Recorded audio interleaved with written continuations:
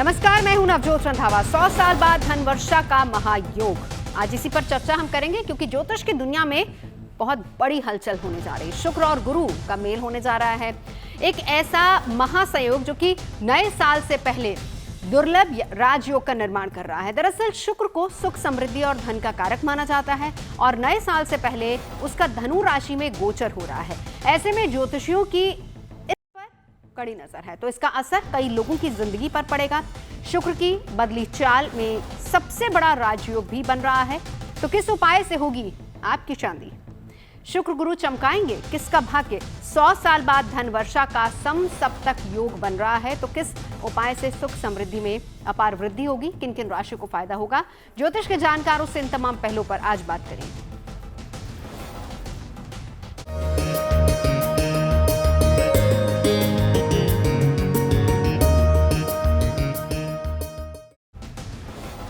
तो 100 साल बाद धनवर्षा का महायोग नजर आने वाला। दरअसल ये बताते चले आपको कि शुक्र का राशि परिवर्तन हो रहा है। वृश्चिक के बाद शुक्र गोचर धनु राशि में होने जा रहा है। इस दौरान शुक्र अस्त अवस्था में 24 दिनों तक धनु राशि में विराजमान रहेंगे। 12 जनवरी तक ये स्थिति बनी रहेगी।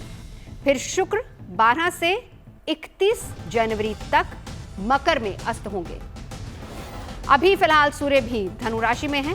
नए राशि परिवर्तन से शुक्र आदित्य योग बन रहा है और इसके साथ ही 100 साल बाद समसप्तक योग का भी निर्माण होने जा रहा है। और कहा जा रहा है कि इन महासंयोगों से मान सम्मान, धन लाभ की प्राप्ति होगी। तो इस राशि परिवर्तन पर ज्योतिष जगत की भी निगाहें हैं।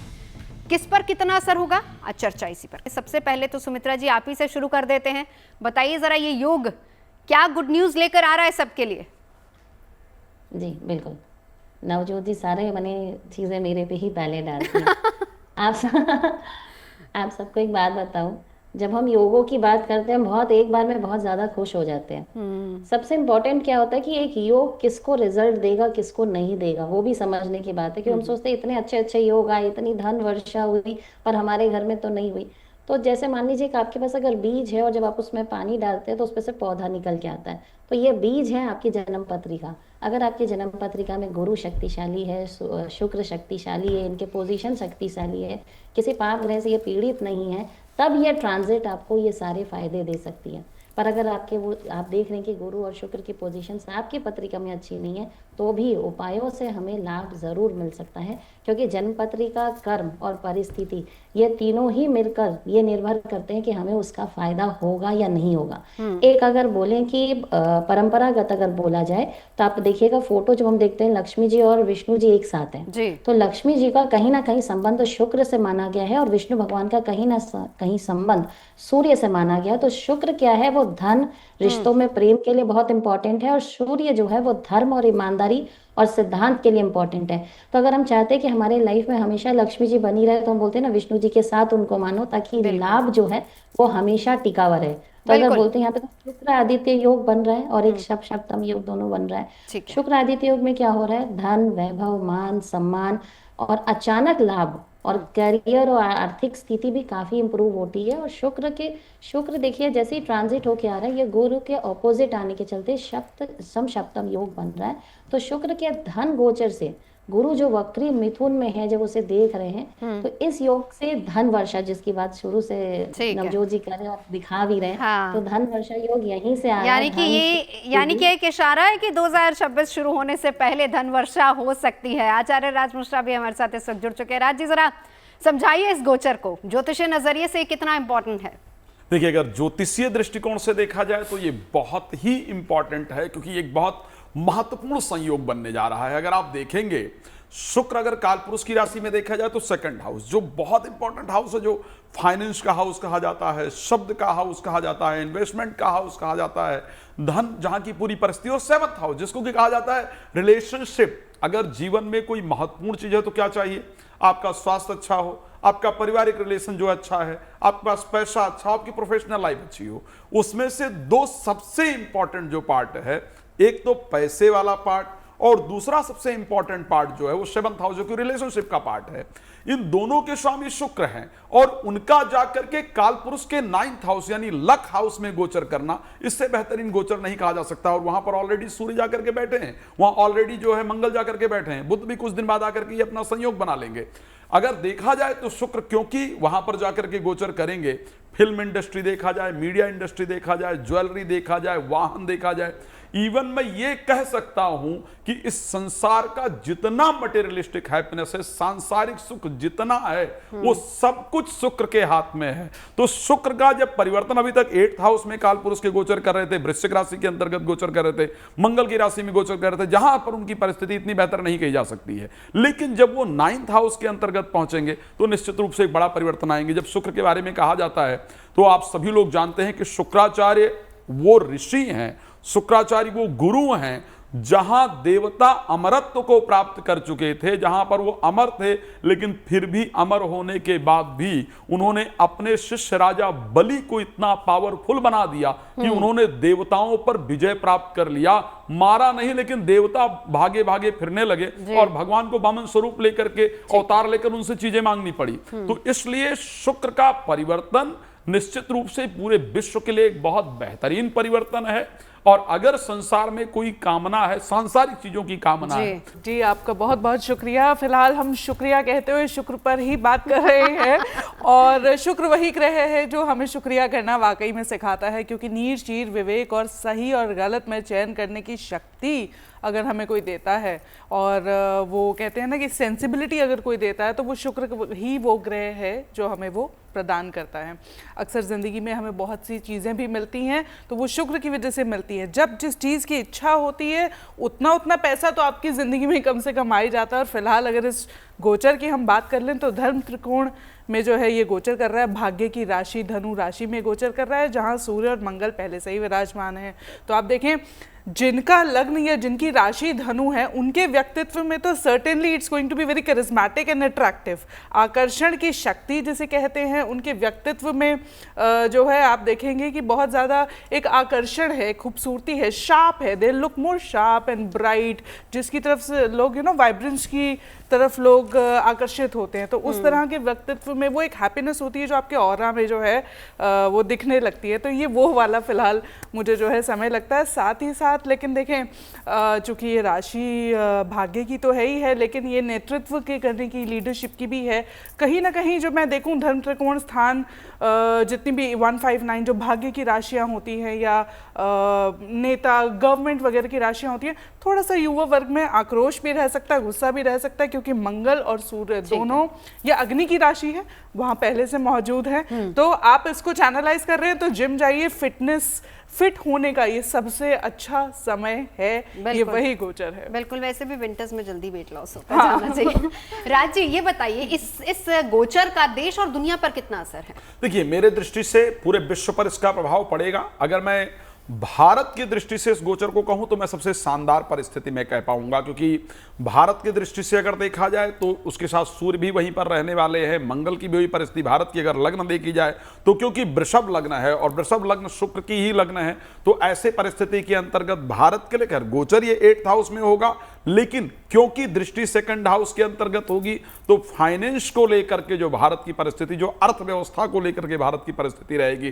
जैसा कि भी आदरणीय प्रधानमंत्री जी कोशिश कर रहे हैं कि अलग अलग देशों के साथ जाकर के उनके साथ जो आर्थिक परिस्थितियां, व्यापारिक समझौते किए जाएं ताकि भारत की अर्थव्यवस्था बेहतर हो, तो निश्चित रूप से उसमें शुक्र कहीं ना कहीं बहुत बड़ा मदद करने वाले हैं। और कुछ नए कंट्री के साथ आप हमारे व्यापारिक जो देश के समझौते हैं वो होते हुए इसके कारण कहीं ना कहीं देख पाएंगे।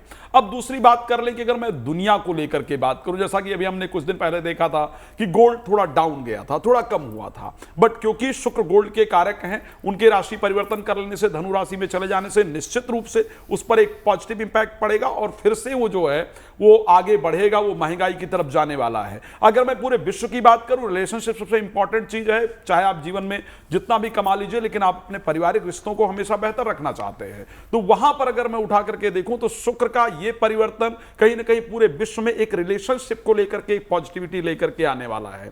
तो मैं अगर वाहन इंडस्ट्री की बात करूं तो वाहन इंडस्ट्री के लिए एक बेहतर है। और सबसे इंपॉर्टेंट चीज क्योंकि साथ में सूर्य का भी गोचर रहेगा और साथ में काल पुरुष के पहले हाउस के स्वामी जो मंगल हैं उनका भी गोचर रहेगा।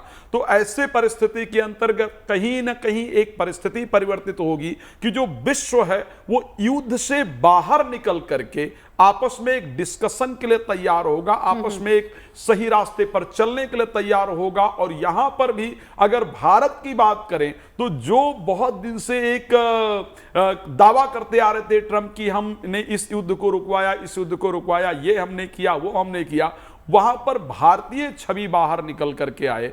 भारत के जो प्रधानमंत्री जी हैं उनकी छवि बाहर निकल करके आए कि यस, अगर युद्ध को रोकना है तो ऐसी परिस्थिति में भारतीय प्राइम मिनिस्टर का सबसे इंपॉर्टेंट रोल होना चाहिए। मैं आपको एक बात बड़ा स्पष्ट कहना चाहता हूं नवजोत जी, क्योंकि जो संयोग बन रहा है, अगर मैं भारतीय राशि चार्ट के अकॉर्डिंग देखूं तो जो संयोग बन रहा है, क्योंकि अगर मैं बाकी प्लैनेट को भी ऐड करूं तो कर्क राशि भारत की है और उसके अकॉर्डिंग छठे भाव के अंतर्गत ये संयोग बन रहा है। छठे भाव में एक प्लैनेट के लिए कहा जाता है कि सूर्य अगर अकेले बैठ जाए तो शत्रुहंता योग बनाते हैं, मंगल बैठ जाए तो शत्रुहंता योग बनाते हैं, अगर बुध वहां पर बैठ जाए तो विवेकी बना देते हैं, विवेकवान बना देते हैं। यहां पर सूर्य भी होंगे, मंगल भी होंगे, शुक्र भी होंगे और बुध भी होंगे, इवन बृहस्पति 12th हाउस से बैठ करके यहां पर दृष्टि दे रहे होंगे। तो इसका तात्पर्य यह है कि अगर मैं स्पेशली भारतीय दृष्टि से बात करूं तो जितने भी भारत के साथ शत्रुता करने वाली कंट्री हैं उनके ऊपर भारत के जो डिसीजंस हैं वो हावी पड़ते हुए दिख रहे हैं इस प्रकार की परिस्थिति। अब मैं एक बार जरा सुमित्रा जी आपके पास जाऊं, क्योंकि 14 तारीख तक 24 दिन तक धनु राशि में रहेंगे और सूर्य भी वहीं पर रहेंगे, तो ऐसे में उपाय क्या क्या किए जा सकते हैं?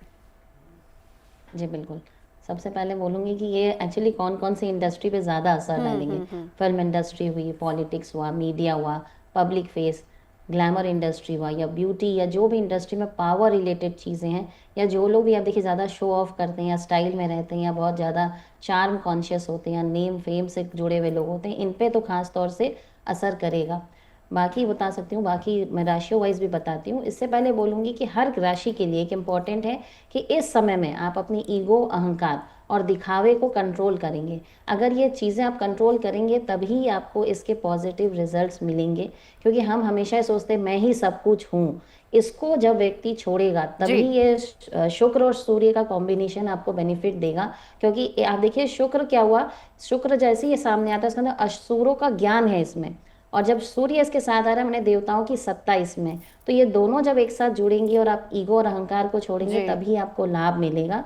अगर राशि के हिसाब से बोलूं तो मेष वालों को छोटी यात्राओं से फायदा होगा, शिक्षा में लाभ होगा, उन्हें कुछ मीठा खाना चाहिए या मीठा अपने से कोई छोटी बहन या किसी गर्ल को देना। मेष राशि वालों की अगर हम बात कर लें तो देखें शुक्र का गोचर उनके नवम भाव से होने वाला है, तो कार्यस्थल पे मान सम्मान में वृद्धि और नए कार्यों, नए अवसर, कार्य से जुड़े जो नए अवसर हैं ये इन जातकों को निश्चित रूप से मिल सकते हैं। तो इनके लिए मैं कहूँगी कि दिसंबर यानी कि नया साल खत्म होने से पहले पहले निश्चित रूप से इनको कोई अपॉर्चुनिटी डेफिनेटली आने को मिल सकती है। बस इतना करना है कि गुरुजनों की बातों को ज़रा मन में नहीं लेना है, क्योंकि ऐसा समय ही ऐसा होता है कि 10 दिन मैं कहूँगी केतु का अगर मैं देखूँ प्लेसमेंट देखूँ शुक्र के वनस्पत अनुरूप में, तो वहाँ पे आपको थोड़ा सा डिटैच होकर अगर आप चलेंगे तो लीडरशिप एबिलिटीज़ आपके खुद के अंदर जो है वो बढ़ती हुई मुझे दिखाई देती हैं। ये समय आपके लिए अनुकूल है और कहीं ना कहीं राइज इन स्टेटस या एलिवेशन में कहूँ, मान सम्मान में वृद्धि, पदोन्नति, ये सब आपके लिए मुझे जो है फिलहाल दिखाई देता है। और अगर अब हम बात कर लेते हैं अगली राशि की, अगली राशि है वृषभ राशि। देखिए यूँ तो अष्टम भाव से इनके शुक्र गोचर करने वाले हैं, लेकिन अष्टम भाव में आप ये भी देखें कि सप्तम दृष्टि जो है गुरु ग्रह की हो रही है, तो वहाँ पे कहीं ना कहीं पारिवारिक लाभ, परिवार से आपको प्रेम मिलना, परिवार में आपका मान सम्मान बढ़ना, एक वैल्यू कहते हैं ना इम्पोर्टेंस जो है फैमिली में, आप कुछ वैल्यू एडिशन करते हैं तो रिस्पेक्ट आपकी वहाँ पे जो है बढ़ती हुई मुझे दिखती है। कहीं ना कहीं उनसे आकस्मिक धन लाभ भी हो सकता है, तो न्यू प्रमोशन और मैं कहूँ कि रिस्पेक्ट, ये सब मुझे इन लोगों के लिए भी दिख रहा है। और सबसे महत्वपूर्ण बात जो मुझे वृषभ राशि वालों के लिए लगती है वो ये है कि आकस्मिक धन लाभ इन लोगों को निश्चित रूप से मुझे होता हुआ दिखता है। परिवार के साथ बिताने के लिए समय सबसे अनुकूल है। अब अगली राशि की बात कर लेते हैं मिथुन राशि के जातकों की। तो देखिए इनके लग्न में वैसे ही गुरु हैं, तो गुरु का विजडम और इंसाइट इनको ऑलरेडी जो है कहीं ना कहीं मिली हुई है अगले बरस 2 जून तक। और बात कर ले कि सप्तम भाव से शुक्र का गोचर है, तो न्यू प्रोजेक्ट्स इन लोगों को मिल सकते हैं, करियर से जुड़ी हुई अच्छी खबर मिल सकती है, पार्टनरशिप बिजनेस में है तो वहाँ से आपको लाभ हो सकता है। पार्टनर के साथ भी रिलेशनशिप जो है आपके बहुत अच्छे हो सकते हैं। सिर्फ आपको अपनी सेहत का थोड़ा सा ध्यान रखना होगा, क्योंकि वहीं पर जो शुक्र हैं उनके साथ सूर्य और मंगल भी मौजूद हैं, तो बुखार से थोड़ा सा बचिएगा। ठंड है, ठंड का मौसम है, पूरी जो है आपको सारी प्रिकॉशंस लेते हुए आगे चलना है। चलिए अब राज जी आपके पास आती हूँ। हम यहाँ तक जो चर्चा हुई है उसमें सब कुछ हैप्पी हैप्पी नजर आ रहा है कि बहुत कुछ अच्छा होने वाला। हम ये भी कह रहे हैं कि 2026 की शुरुआत बहुत अच्छी होगी, लेकिन ऐसे में क्या सबके लिए बहुत अच्छा होगा? गौरव लगातार अलर्ट भी करते जा रहे हैं हमको, सावधानी भी बरतनी है, किसे कहाँ कैसे। बहुत इंपॉर्टेंट है, और ये वाला प्रश्न भी आपका इंपॉर्टेंट है। शुक्र प्रवेश जरूर धनु राशि के अंतर्गत कर रहे हैं, सारे संयोग जरूर बन रहे हैं, लेकिन हम सबको ये नहीं भूलना चाहिए कि शुक्र उसके साथ अस्त हैं। शुक्र का अस्त होना कहीं ना कहीं बहुत इंपॉर्टेंट है चीजों को लेकर के। मैं एक एग्जाम्पल के तौर पर आता हूं। जो प्लैनेट जिस चीज का कारक है, अगर वो प्लैनेट उदय होता है तो उसका रिजल्ट बहुत सुंदर प्राप्त होता है, वो अपने फुल ऊर्जा के साथ रिजल्ट देता है। लेकिन वही प्लैनेट जब सूर्य के नजदीक आ जाता है तो कहीं ना कहीं उसका जो पावर है वो कम हो जाता है, उस हिसाब से रिजल्ट नहीं दे रहा होता है जिस हिसाब से रिजल्ट की हमें नीड होती है। अब अगर हम स्पेशली वीनस की बात करते हैं, शुक्र की बात करते हैं, मैंने सबसे इंपॉर्टेंट पार्ट जो कहा वो इंपॉर्टेंट पार्ट है आपका रिलेशनशिप। ठीक है, आपके शरीर का, ये ध्यान रखिएगा कि बुध किसी के स्किन को गोरा काला या उसको बनाने का काम करते हैं, लेकिन शुक्र वो इंपॉर्टेंट प्लैनेट हैं जो उस स्किन में जो ग्लो देने का काम करते हैं, जो सुंदरता देने का काम करते हैं, वो कहीं ना कहीं वीनस करते हैं। तो ऐसी परिस्थिति के अंतर्गत जब शुक्र अस्त है तो आपको शुक्र के जो शुक्र से रिलेटेड जो चीजें हैं उनको यूज करने की आवश्यकता है, उस पर ध्यान देने की आवश्यकता है। रिलेशनशिप के अंदर स्पेशली अगर बात किया जाए तो आपको ढील नहीं देना चाहिए। अगर आपका कोई आपस में, कई बार ऐसा है कि जब परिवार में एक साथ रह रहे तो लड़ाई झगड़ा पॉसिबल है ना। और किसी ने वो एक शब्द कहा था, मैं बार बार प्रयोग भी करता हूं कि मैं चुप रहा तो दूरियां बढ़ी, उसने वो भी सुना जो मैंने कहा नहीं, है ना। तो ऐसी परिस्थिति के अंतर्गत आपको आपस में अपने रिलेशनशिप में गैप देने का प्रयास नहीं करना चाहिए। अगर यहां पर गैप दिया गया तो धीरे धीरे जो रिलेशनशिप है वो ब्रेक होने की तरफ या टूटने की तरफ आगे बढ़ेगा। तो शुक्र के अस्त होने से आपके लिए इंपॉर्टेंट है कि यदि लड़ाई झगड़ा होता भी है तो उसको तुरंत ठीक करने का, सॉल्व करने का प्रयास कर लिया जाए, वो आपके लिए सबसे इंपॉर्टेंट है। मैं इसी पर उपाय जानना चाह रही थी सुमित्रा जी आपसे, क्योंकि अस्त है शुक्र। अब ऐसे में इस दौरान क्या उपाय किए जा सकते हैं? जी हाँ, शुक्र इम्पॉर्टेंट इसलिए क्योंकि ये बहुत ब्यूटी से जुड़ा हुआ प्लैनेट है। तो जितने भी लोगों के केस में आप देखिए, शुक्र मेरे खुद के पत्रिका में शुक्र अस्त है, तो शुक्र अस्त रहने से आपको अगर इसमें रिजल्ट चाहिए तो सबसे इम्पॉर्टेंट है आप जहाँ भी बैठ रहे हैं, अब आपका वर्क प्लेस है, आप उसको साफ सफा रखें। नहाने के बाद हमेशा आप कोई ना कोई इत्र या परफ्यूम ज़रूर लगाएं। और भगवान को जब आप फूल चढ़ाने जाते हैं तो कोशिश करें वाइट कलर का फ्लावर चढ़ाएं। और आपसे जो कम उम्र की जो लड़कियां हैं, चाहे वो अनमैरिड है तो भी कोई प्रॉब्लम नहीं है, पर आप उनको कुछ मीठा खिलाएं। तो ये छोटे से उपाय करने से आपको इसके बेनिफिट मिलते हैं। और ओम शुक्र शुक्राय नमः, इसका तो मंत्र जाप आप कर ही सकते हैं। कुछ नहीं हो तो मन में एटलीस्ट 11 टाइम्स इस मंत्र का जाप करना चाहिए। कल जब ये ट्रांजिट होगा तो आप देखेंगे ऑटोमेटिकली बहुत लोगों को फ़ायदा मिलेगा। उन्हीं लोगों को स्पेशली फ़ायदा मिलेगा जो बहुत ज़्यादा मेटिकुलसली काम करते हैं और बहुत ऑर्गेनाइज्ड हैं। तो इसलिए आपको ऑर्गेनाइज होना और वाइट कलर का एक नई आप कपड़ा या रुमाल कुछ भी अपने पास आप ज़रूर रखें।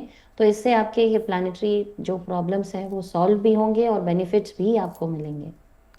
Thank you so much. अब शुरुआत कर लेते हैं सिंह राशि से, नहीं कर्क राशि से, है ना। कर्क राशि की अगर हम बात करें तो देखिए इनके छठे भाव से जो है शुक्र गोचर करेंगे तो बहुत स्किलफुली ये हैंडल कर पाएंगे कौन सी सिचुएशंस, चाहे वो उनके शत्रुओं से जुड़ी हुई हो, चाहे अज्ञात शत्रु हो, या फिर कर्ज में अगर ये हैं, कोई लोन ले रखा है तो कहीं ना कहीं ये समय ऐसा होगा कि इनको रियल एस्टेट से फ़ायदा होगा।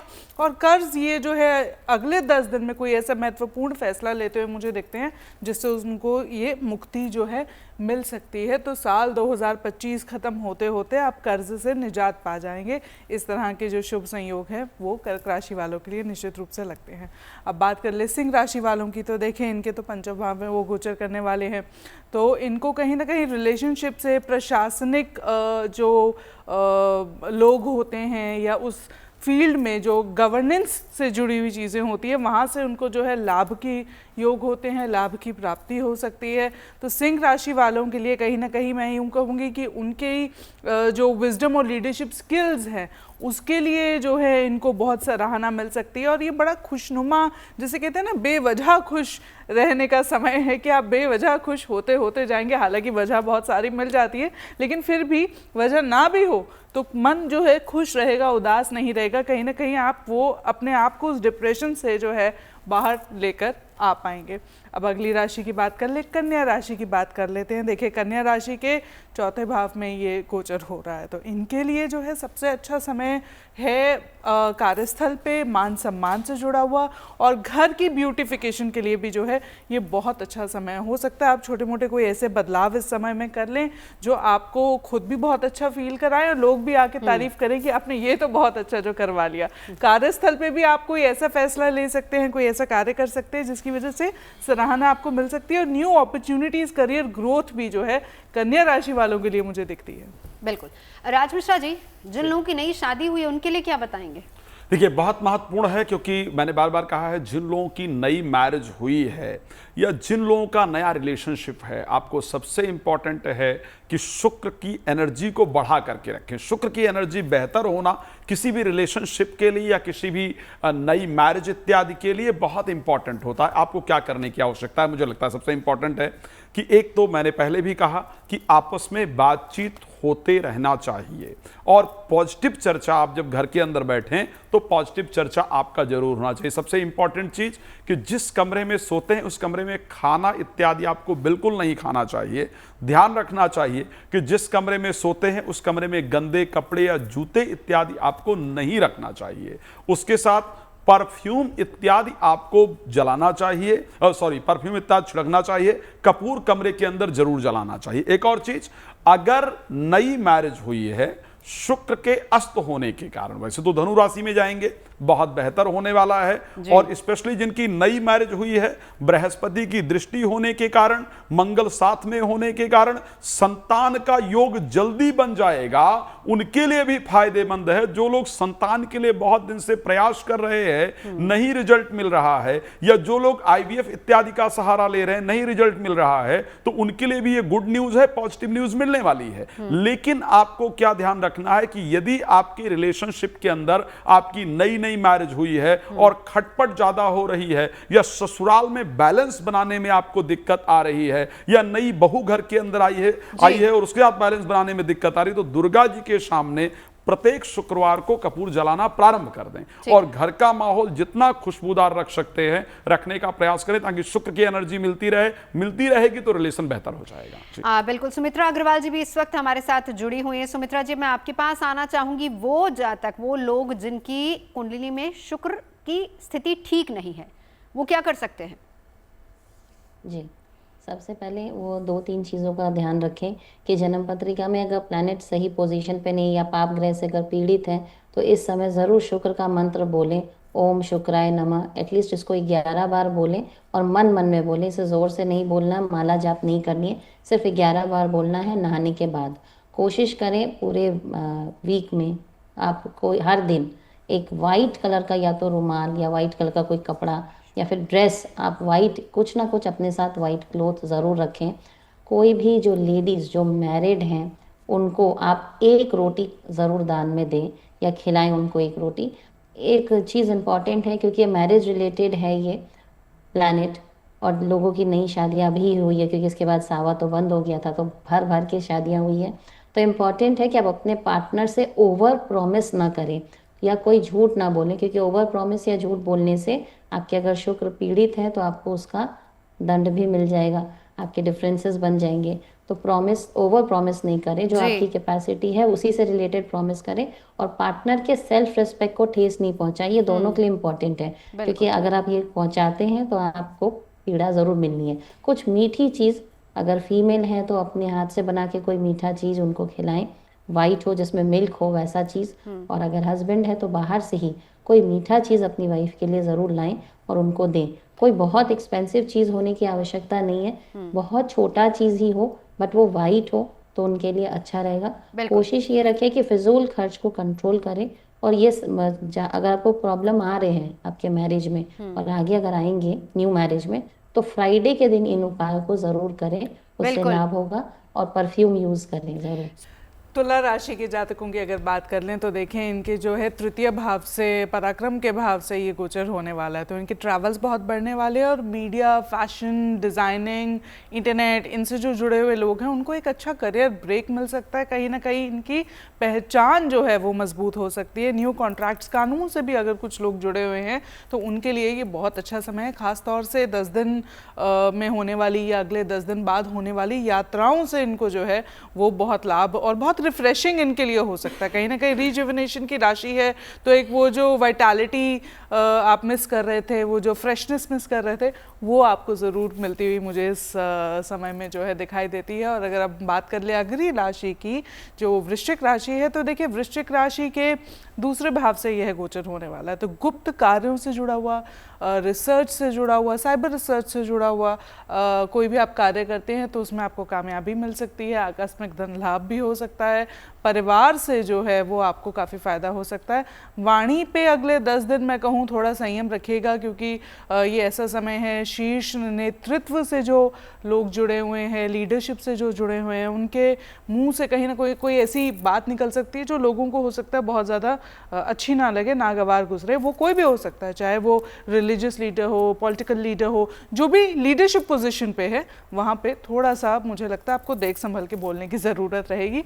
अब अगर आगे बात कर लें अगली राशि की, जो कि धनु राशि है, तो मुझे पर्सनली ना मैं बहुत खुश होती हूँ, क्योंकि हम कहते हैं कि वेल्थ जितनी इम्पॉर्टेंट है, हेल्थ उतनी ज़्यादा इम्पॉर्टेंट है। तो धनु राशि के जातकों के लिए ये मुझे बहुत अच्छा समय लगता है कि वो वाइटैलिटी इनको फिर से मिल सकती है, वो हैप्पीनेस मिल सकती है, ज़्यादा काम कर पाएंगे, ज़्यादा कार्य कर पाएंगे। जो एकेडमिक्स से जुड़े हुए हैं, कंसल्टिंग से जुड़े हुए हैं, उनको न्यू अपॉर्चुनिटीज़ मिल सकती है। कार्यस्थल पर मान सम्मान, पदोन्नति हो सकती है। कोई ना कोई इस समय में, एक महीने में कोई ऐसी भूमि इनके लिए जो है वो बन सकती है जो आने वाले समय में जो है इनको राइज इन स्टेटस, जो एलिवेशन जो बहुत दिनों से इनके मन में था या प्रमोशन था, वो इनको दिला दे।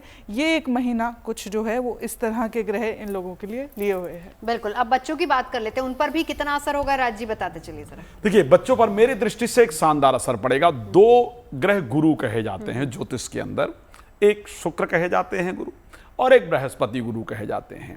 जब दोनों गुरु और उसके साथ पंचम भाव काल पुरुष का जो है वो एजुकेशन का हाउस है, उसको बच्चों का हाउस कहा जाता है। तो जब दोनों गुरु बच्चों का जो स्वामी सूर्य है, या तो उसके साथ बैठे हों और या तो उसको दृष्टि दे रहे हों, इसका तात्पर्य यह है कि बच्चों के लिए एक बहुत शानदार समय आया है, स्पेशली एजुकेशन को लेकर के, क्योंकि आने वाले समय में बच्चों का पेपर इत्यादि है, बोर्ड इत्यादि आ रहा है। और इस परिस्थिति में पंचम भाव के स्वामी सूर्य के साथ दोनों गुरुओं का संबंध होना कहीं ना कहीं एजुकेशन के दृष्टि से एक बहुत शानदार समय लेकर के आ रहा है।